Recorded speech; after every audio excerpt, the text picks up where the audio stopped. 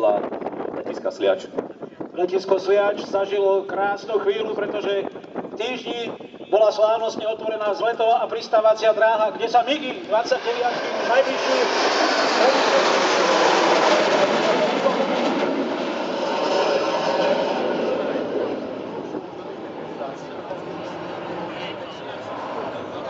A práve vidíte efektný rozchod roja lietadiel MiG-29 do tzv. VR-a.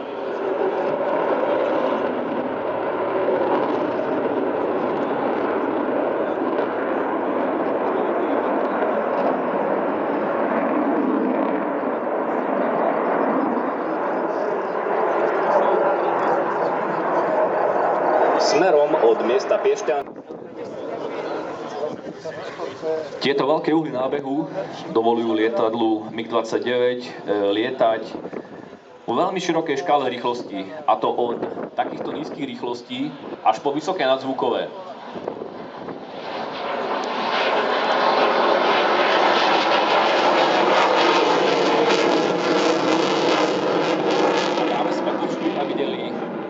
Efekt prídavného spaľovania dvojice motorov RD-33, ktoré slúžia k pohonu lietadla MiG-29.